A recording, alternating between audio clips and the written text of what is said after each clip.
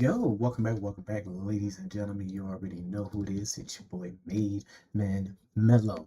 And we are here. We are taking a look at it from the Ward, episode 5, crafting the weapons of Modern Warfare 4. You already know your boy is looking forward to playing. Okay? Do you understand what I'm saying? Your boy is looking forward to it. Alright? So let's go and take a look. Philosophy for me is in the game, every time you pull the trigger, make it feel like the weapons that are in real life. It's important that everyone on our team, whether you make the weapons, do animations for the weapons, do VFX or design them, understands what it's like to feel the guns. So going out to the firing range is important for everyone to try and understand what we're replicating in game. Yeah, from like the moment you fire a weapon, you're like, Brandon, we gotta change this, right? Yeah. I'm like, yeah, I see what you mean. Translating the look from someone else shooting or you shooting into the feeling of like a game, that's really hard.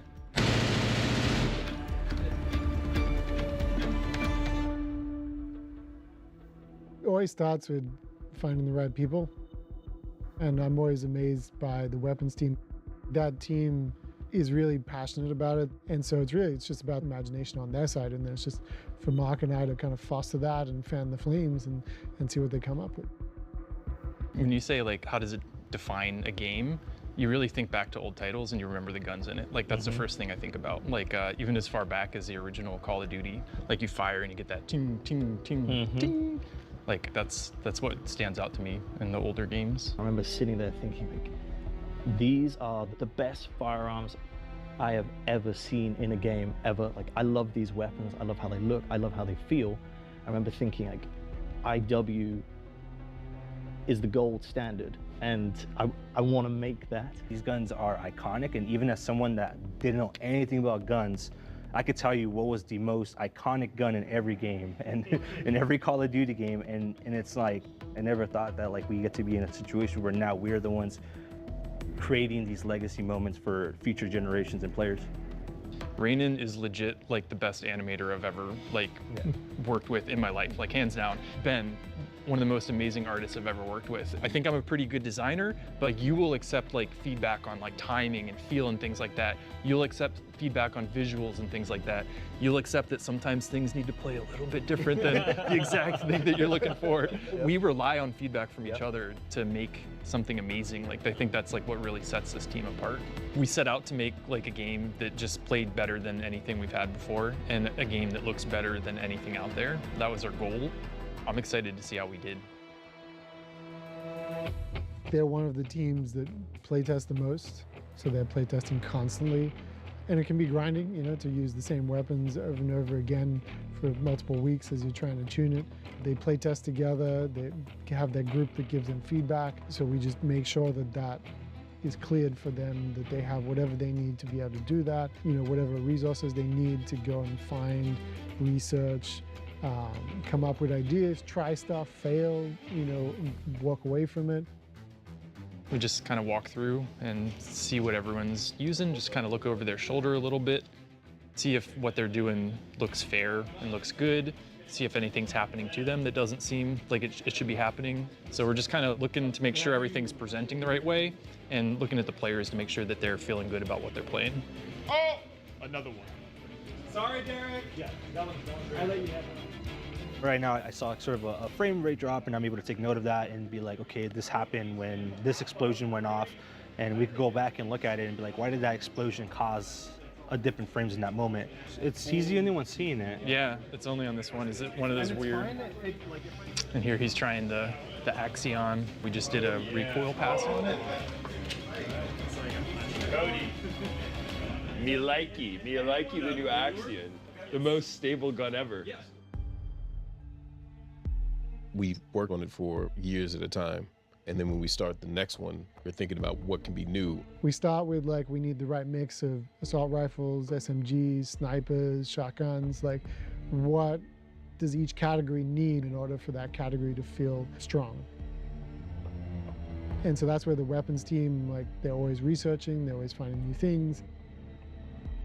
I'm always in awe that they have more ideas every time in the box of like, hey, I didn't get time to do that last time, let's do something that I've been wanting to do for a long time.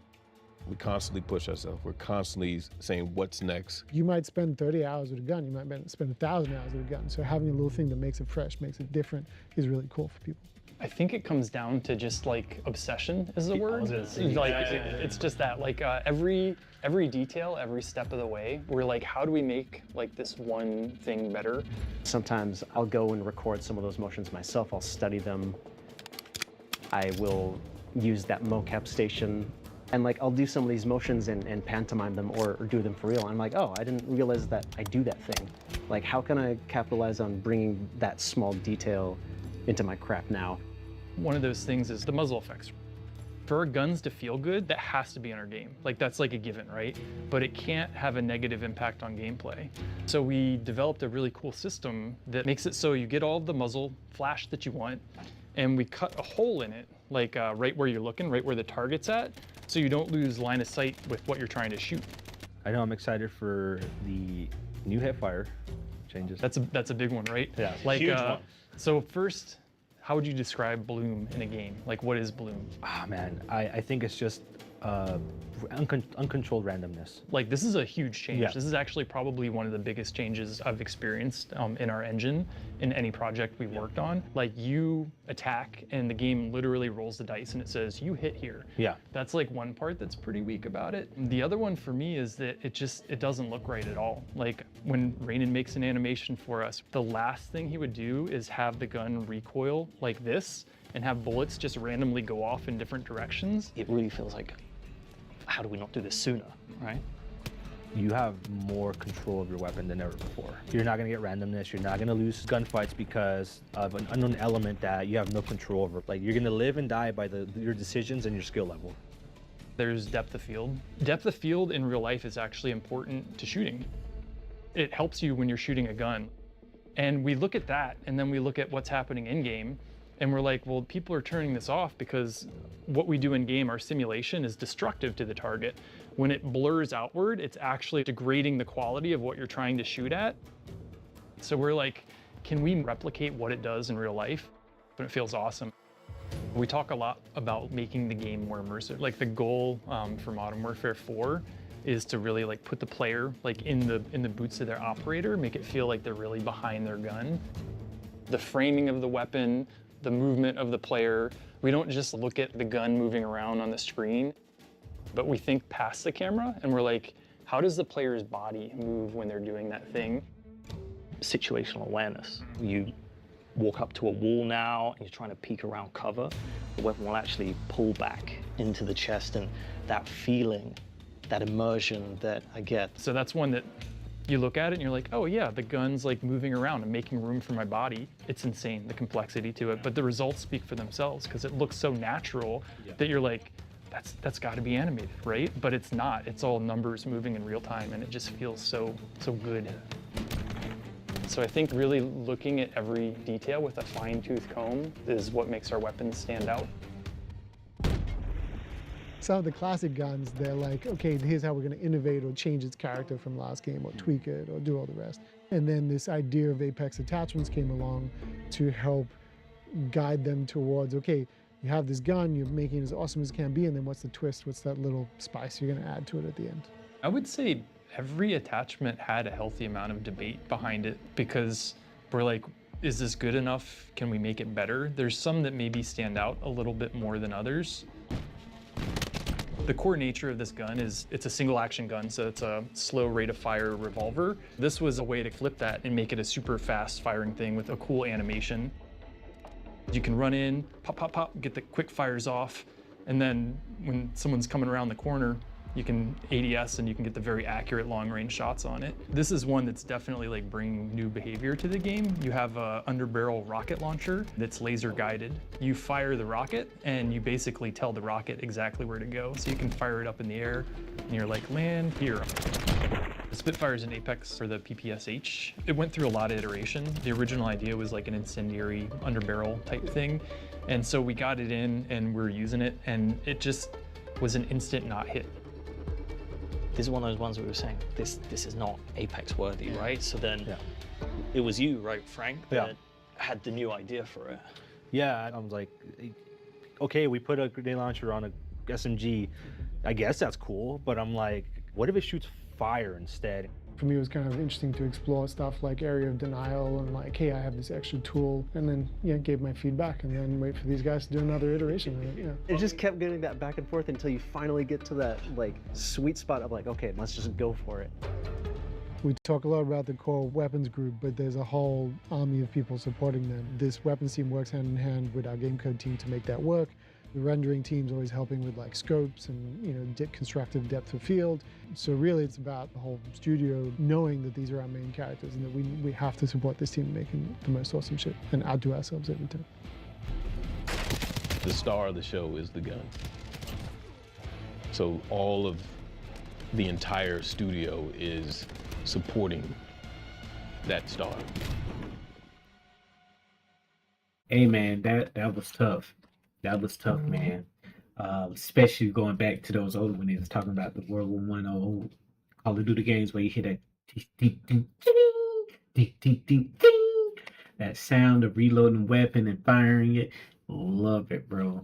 Especially me with that the UMP with the silencer when we used to go on to the submarine board. Back I think it was Modern Warfare 3. It was Modern Warfare 3, I believe. And I used to take that path to the right. That and high ride. No, not high rise. It wasn't high rise. It was the snowboard. It was the snow ski board where you was like up and you can go around like the outside and the inside and the other way. Man, me and our used to be a fierce duo. Do you understand me? Especially if I get the pop off the way I was. Oh, it's a wrap. I'm in the zone. But definitely look forward to playing this. Definitely look forward to being active again in Call of Duty. It's been a minute. I've been going back to Call of Duty here and there over the past couple of months just to, shake it off and stuff. Cause the first couple of games I was like, okay, the speed, the action, what you gotta do, the learning the boards again, learning the movement again. That when you play Call of Duty for a good chunk of for a good span amount of years, it doesn't all the way fall off. Like my shot is there. It's just the precision needs work. My movement, I'm more of a static, like I will, out here. Like I'm not per se an aggressive type of shooter, but I can. But I'm more that sniper. I'm more of the precision shots. I'm more of like, all right, I'm here. I'm in the shadows. I'm just pick you apart here and there. But definitely look forward to Modern Warfare 4. Been having good positive things in my mind about it. So I can't wait to look forward to it. Appreciate you guys for tuning in. You already know who it is. It's your boy MadeMenMelo. You guys have a wonderful, wonderful day. Peace.